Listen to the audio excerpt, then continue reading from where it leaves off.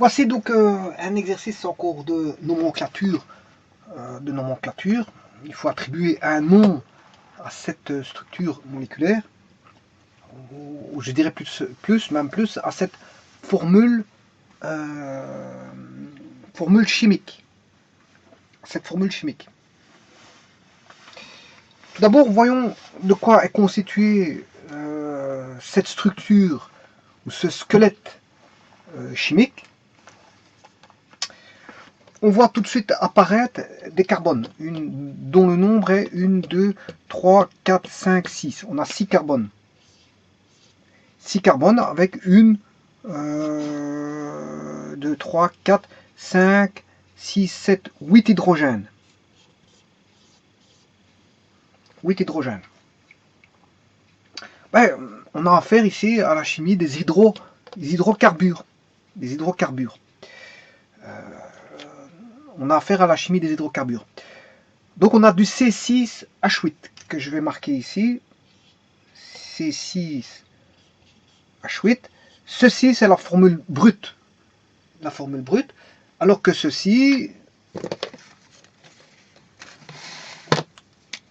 là, on a affaire à la formule brute. Cette structure-là est c'est la formule semi-développée, plane, parce qu'on est dans le plan. C'est pas une représentation spatiale. Donc voilà, c'est une représentation dans le plan. Et pourquoi elle est semi-développée? Ben, vous voyez qu'on n'a pas développé, CH2 n'est pas développé, CH3 n'est pas développé, voilà, le CH ici n'est pas développé. Maintenant, je vais faire la structure développée. Donc je pars du C, j'ai le H ici, j'ai une triple liaison comme ceci, carbone-carbone, C, H, H, C, H, double liaison ici, CH, CH3.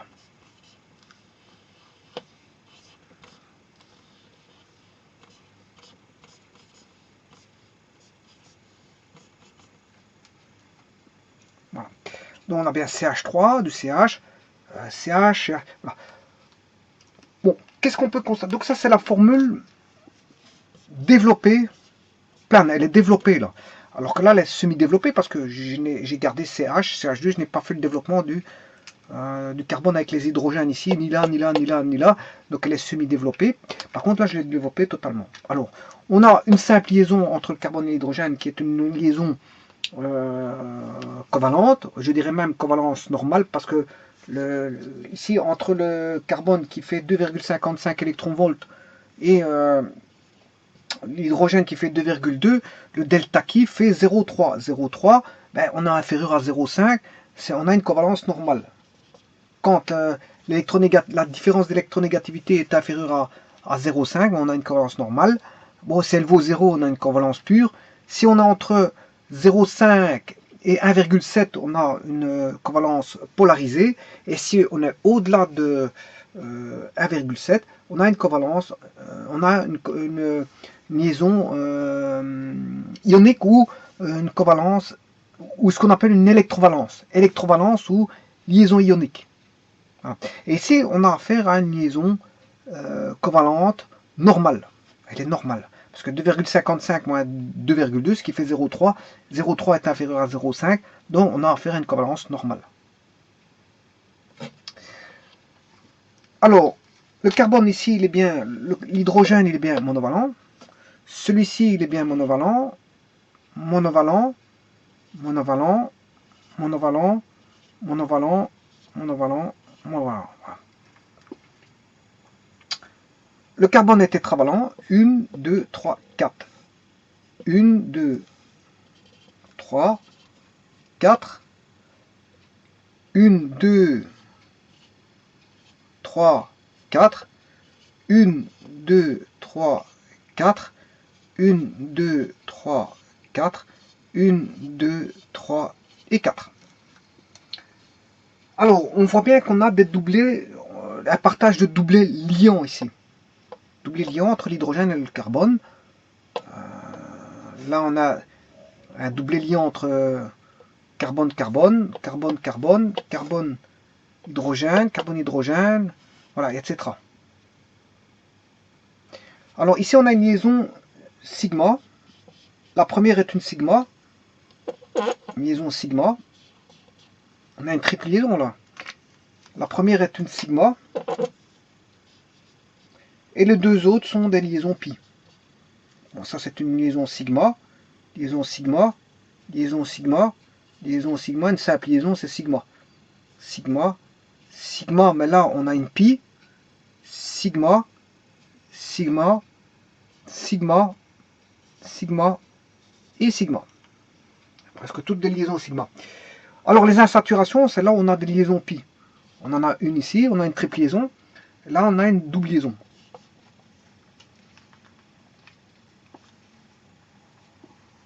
Bon, je vous rappelle que c'est développement dans le plan. Hein. Donc on peut faire la représentation spatiale. Là n'est pas le sujet. Donc on a la formule brute C6H8. On a la formule semi-développée que voici. Voilà, donc on a grand A, la formule brute. Grand B, la formule semi-développée. Et grand C, la formule développée.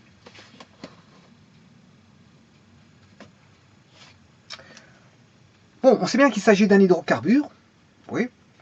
On sait bien qu'il y a des liaisons pi, et je dirais même une triple liaison et une double liaison là. Donc on n'a pas affaire à un alcane.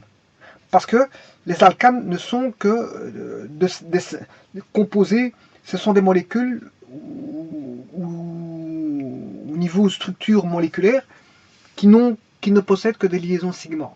Donc on n'a pas de liaison pi dans les alcanes. On retrouve une double liaison dans les alcènes et une triple liaison dans les alcynes. Alors, voilà. Mais ici, on a, en plus d'avoir une double liaison, on a une triple liaison. Donc, on a aussi bien un alcyne qu'un alcène. Donc, on a un alcène et alcyne en même temps. En tout cas, on n'a sûrement pas un alcane. On a un alcène et un alcyne. Alors, pour la petite histoire, je dirais qu'ici, on a 3 hydrogènes. On a ce qu'on appelle un carbone primaire. Parce que vous faites, le carbone étant tétravalent, moins 3 hydrogènes, ce qui fait 1. Et 1, c'est le complément. Voilà. Comme on a 3 hydrogènes, le complément de 4 à 3, enfin le complément de 3 à 4, parce que le carbone est tétravalent, on a 3 hydrogènes, mais ça fait 1. Ce qui veut dire 1, c'est un carbone. On a un carbone à faire un carbone primaire.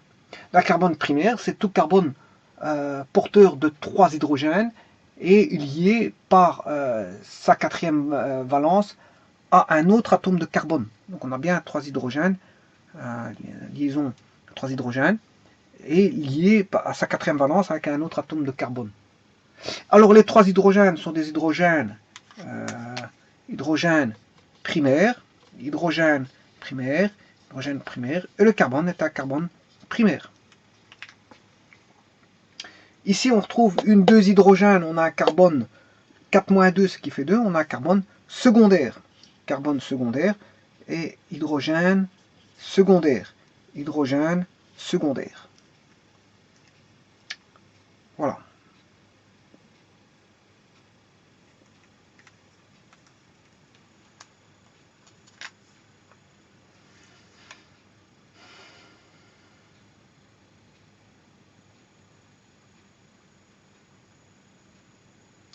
Et en plus de ça, on a des carbones donc primaires.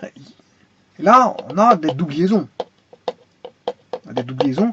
Et là, on a un carbone, 2 carbones avec des triples liaisons. 2 carbones avec des doubles liaisons. Et 2 carbones avec des triples liaisons. Et là-bas, on retrouve des carbones, ces deux-ci, on parle de carbone secondaire parce qu'on n'a que des carbones avec des simples liaisons. Là, on a des carbones primaires parce qu'on a des carbones à simple liaison. Voilà. Donc ici, on a 2 autres fonctions. Un alcyne, parce qu'on a une triple liaison, et un alcène, une double liaison. Alors, voyons voir un petit peu les insaturations. J'ai C6H8. C6H8. Le calcul du nombre d'insaturations de C6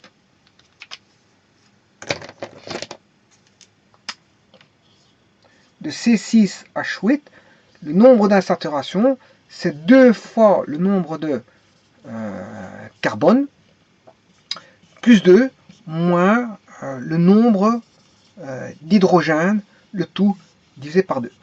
Voilà. Bon, ça c'est quand on a uniquement du carbone et de l'hydrogène, bien sûr, pour calculer. Bon, maintenant, si on a, la molécule peut contenir d'autres éléments que du carbone et de l'hydrogène. Dès lors, on procède d'une certaine façon. En présence d'éléments X de valence 1, on le remplace par du, si vous voulez, du CH3.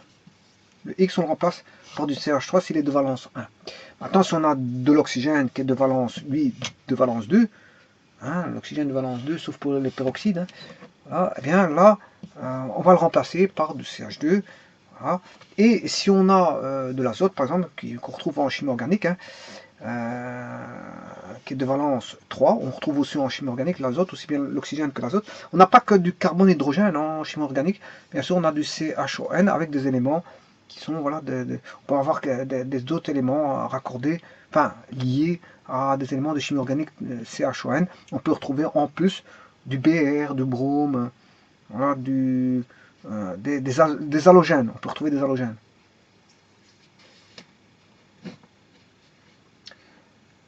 Alors, donc si on a du valence 3, ben, on mettra du CH. Alors, si vous avez du X de valence 1, ben, on remplacera par du CH3 qui est un carbone primaire, et donc des hydrogènes primaires. Si on a une valence 2, bon, on remplacera par un carbone secondaire, et donc on aura des atomes d'hydrogène secondaire. Et si vous avez un élément azote, vous le remplacez par du CH pour calculer bien sûr le nombre d'insaturations. Et là, vous avez un carbone tertiaire, primaire, secondaire et tertiaire. Voilà. On a carbone primaire, secondaire et tertiaire. Bon, mais ici, c'est pas le cas, on a du carbone et de l'hydrogène, j'ai pas d'élément X autre que de l'hydrogène et du carbone, donc ça, je ne vais pas appliquer cette petite règle-là. Alors, on a 6 carbones, 2 fois 6, ce qui fait 12. 12 plus 2, ce qui fait 14. 14 moins 8,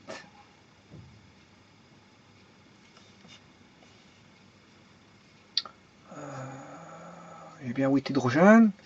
Je regarde si j'ai bien 8 hydrogènes parce que je n'en sais pas plus. 2, 3, 1, 2, 3, 4, 5, 6. Non, j'ai 7 hydrogènes. 1, 2, 3, 4, 5. Non, 8. J'ai bien 8 hydrogènes. C'est juste. J'ai bien 8 hydrogènes. Parfait, c'est exact. Alors, 2 fois 6, 12. 12 plus 2, 14. 14 moins 8. Ce qui fait 6.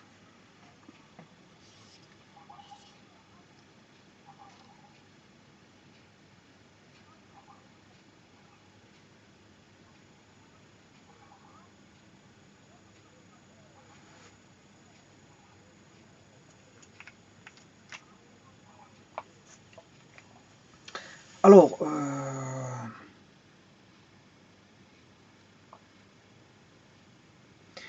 ce qui veut dire ici, on a 2 fois 6, 14. 14 plus 2. Non, c'est 2 fois 6, ça fait 12. 12 plus 2, ça fait bien 14. 14 moins 8, ce qui fait 10 moins 2.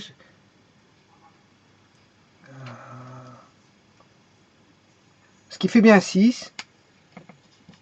Et 6 divisé par 2, ça fait bien 3. Voilà. Ce qui veut dire que on calcule 3 insaturations. Est-ce vrai? Est-ce vrai qu'on a 3 insaturations? J'ai bien fait mon calcul. Hein, bon, 2 fois le nombre de carbone, c'est 6. 6 fois 2, 12. 12 plus 2, 14. 14 moins 8, ça fait bien 6. Et 6 divisé par 2, ça fait 3 insaturations. Alors, a-t-on réellement 3 insaturations? A-t-on réellement 3 insaturations? Voyons voir.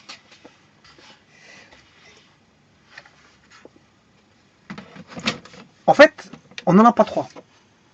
On en a 2. Mais la mathématique voit la chose comme ceci.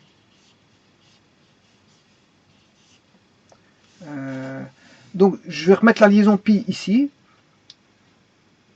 Voilà. Comme ça, je garde ces deux-ci.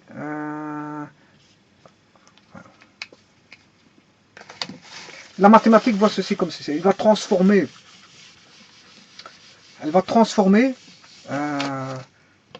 Je vais prendre cette liaison pi ici pour la mettre avec le HC. Je ne peux pas faire ça, mais c'est pour vous montrer comment on voit la mathématique, les choses. Donc là, je garde mes deux liaisons parce que celle-ci était là. Je fais ceci. Là, on va mettre CH3, CH. Là, j'ai ma double liaison, CH et CH3. Voilà. Voilà comment on voit la mathématique. Elle voit 3 insaturations. Elle en voit 3. Alors qu'il n'y en a que 2. Il y en a une ici, il y a une insaturation ici, et il y a une insaturation ici. Voilà, il n'y a que 2 insaturations. Mais la mathématique en voit 3, parce qu'en fait, lui, quand il voit une triple liaison, mais il voit comme s'il y avait une double liaison formée avec cette triple liaison là, comme si on avait ceci, mais bon, c'est impossible ça en chimie, hein, parce que l'hydrogène est monovalent. Ouais, mais c'est la mathématique qui voit ça. C'est la mathématique de la formule du calcul du nombre d'insaturations. Voilà, le nombre d'insaturations, la formule mathématique du nombre d'insaturations voit ceci, voit 3 insaturations doubles. Voilà, voit 3 insaturations doubles. Mais en fait, il n'y a pas 3 insaturations doubles. Il y a une double et 2 insaturations doubles qui donnent une triple. Une seule insaturation triple. Donc, ce qui veut dire qu'on a, voilà, on a 2 insaturations, une triple et une double. Voilà. Mais la formule mathématique voit 3 insaturations. Oui, la formule mathématique voit 3 insaturations alors qu'il n'y en a que 2. Voilà. Alors ça, c'est la première des choses. Maintenant, voyons voir cette formule-là.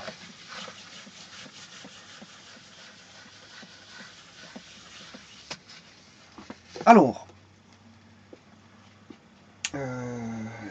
si je prends un alcane, c'est la formule CnH2n plus 2. Ça, c'est un alcane. Est-ce qu'on a ça ici? Ben non. 6 fois 2, 12, plus 2, 14. Pour avoir un alcane, il aurait fallu avoir 6 et 14. C'est pas le cas ici.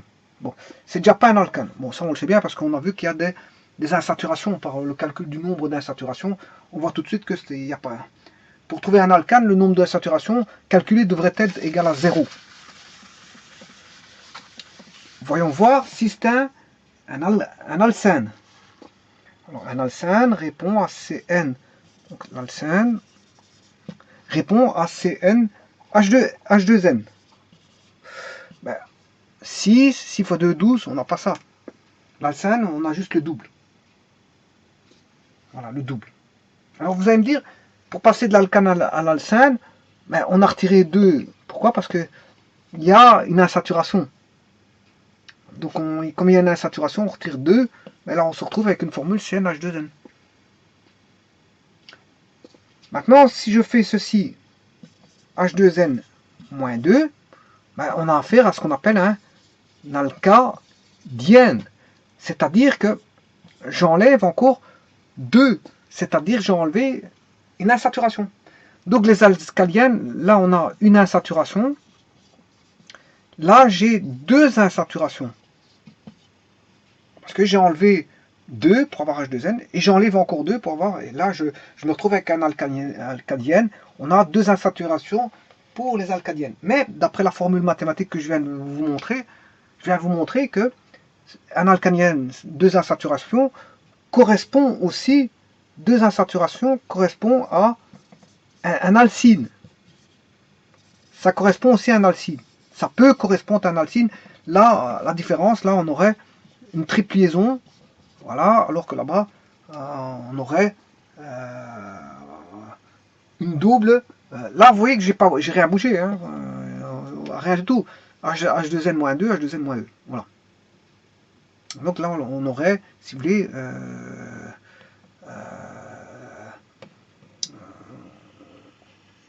on aurait rien bougé, mais on n'a pas deux insaturations, mais une insaturation triple, qui correspondrait à, si vous voulez, si je prends chacun des une double liaison, et celui-ci, je l'étale comme je l'ai fait tout à l'heure.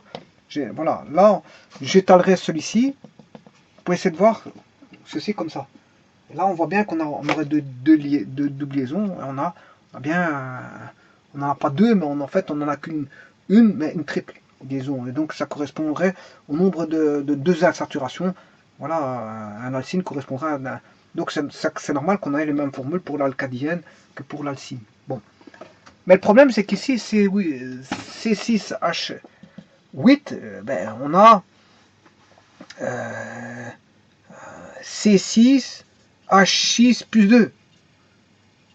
Ce qui veut dire qu'on a CN, HN plus 2. Bon, ça n'a plus rien à voir avec tout ça. Ici, on a chaque fois 2N, on a le double d'hydrogène. Ici, c'est pas le cas. Alors, pourquoi ça? Ben, c'est parce qu'en fait, justement, on aurait combien d'insaturations là? On aurait 3. On a 3 insaturations. Voilà.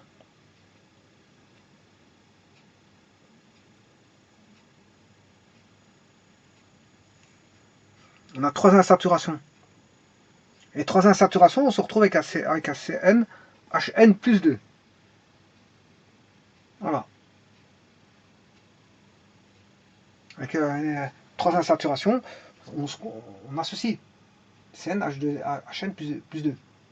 Mais 3 insaturations, ici on a un alcine et un alcène. Hein. On a un mélange, si vous voulez, de ceci, voilà, et de celui-là. C'est un mélange des deux.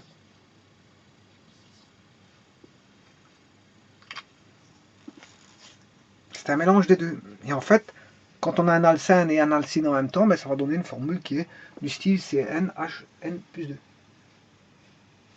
Alors, voyons voir. Donc maintenant, il faut attribuer un nom à ça. Alors, on va se baser sur l'Union internationale de chimie pure et appliquée, l'Union internationale de chimie pure et appliquée, UICPA. En anglais, International Union of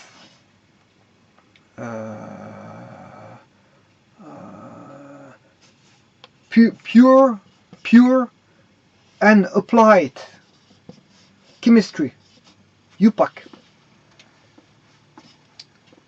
Union internationale de chimie pure et appliquée. International Union of Pure and Applied Chemistry.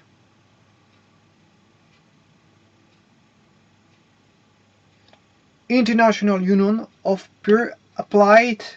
Applied, ça s'écrit comme ça. Applied, c'est vrai que je ne parle pas bien l'anglais, mais ça s'écrit comme ça. Applied. Pure, c'est pure, hein, de pure, chimie pure. Chemistry, c'est chemistry. Voilà. Avec un E ici. Chemistry. Voilà, chemistry, comme ça. Voilà. Donc il faut appliquer les règles. On ne fait pas du n'importe quoi, n'importe comment. Alors ici, on n'a pas de ramification qui vient se greffer sur la chaîne principale. On a une chaîne principale. La chaîne principale, elle est là. Et il n'y a rien, il n'y a aucun radical qui vient se greffer sur la chaîne principale. Donc la chaîne principale est là. Donc la chimie organique dit que la règle de chimie organique de l'UPAC, si c'est en anglais, hein, UPAC, eh bien, elle dit que la chaîne mère, c'est la chaîne la plus longue. Voyons voir. 1 carbone, 2 carbones, 3 carbones. De toute façon, j'ai pas de ramification carbonée.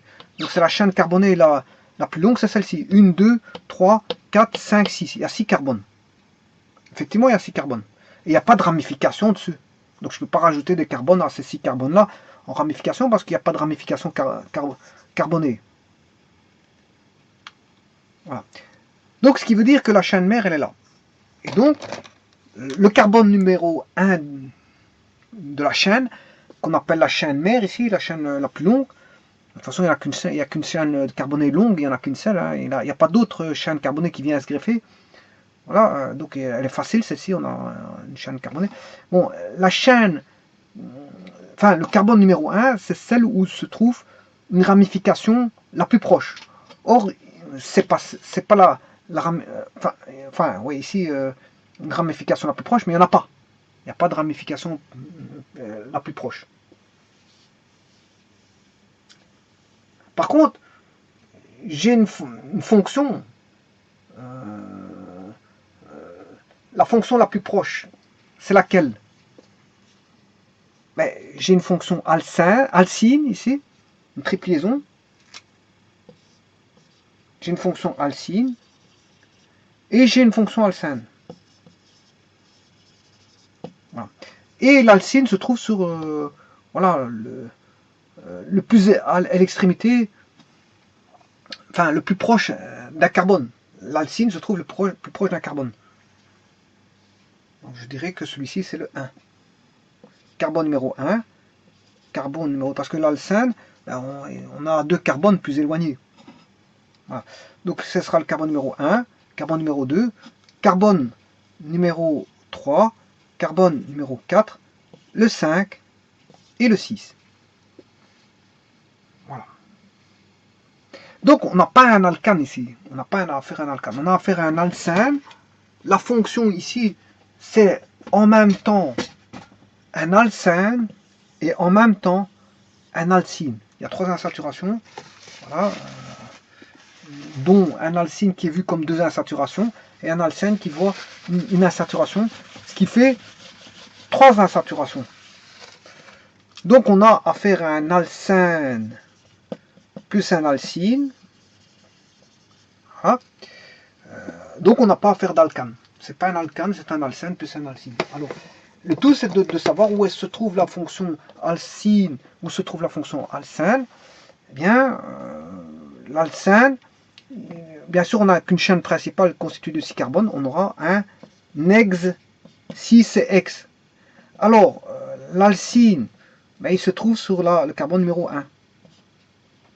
C'est X1 in, virgule, et maintenant on va mettre la fonction alcène, et la fonction alcène se trouve sur quel carbone? Mais le carbone numéro donc 1, 2, 3, 4, sur le carbone numéro 4. Sur le carbone numéro 4, on a la fonction alcène. Donc ce sera 4N, 4N. X1 in 4N. Voilà comment on décrit l'UPAC. Voilà la nomenclature de cette molécule. Maintenant, voyons voir si c'est possible d'écrire ça. Bon, on a X, 1, 2, 3, 4, 5, 6. Alors, sur le 1, carbone numéro 1, je mets une fonction alcine. Voilà, sur le 1. Sur le 4, 2, 3, 4, je mets une fonction alcène. Voilà. Et maintenant, je réécris, voilà, je complète. Hein. Là, les tétravalents, j'ai déjà une valence 3 ici, je complète par un hydrogène. Là, je complète, là, il est tétravalent directement. Hein. 1, 2, 3, 4, il n'y a rien à compléter. Là, il faut remplacer par... il est bivalent, je remplace par un carbone, enfin par 2 hydrogènes, enfin je complète par 2 hydrogènes. Le carbone numéro 4, ici, carbone numéro 4, donc ça c'est le 1, le 2, le 3, le 4. Le carbone numéro 4, ben, il est déjà trivalent. CH pour avoir la tétravalence. CH, c'est... Ici on est en fin de chaîne, je peux déjà mettre CH3, hein. On est en fin de chaîne. Parce que les monovalents, je rajoute par 3 hydrogènes. Et là, 1, 2, 3, je remets du CH. Voilà. Voyons voir si c'est valable. CH,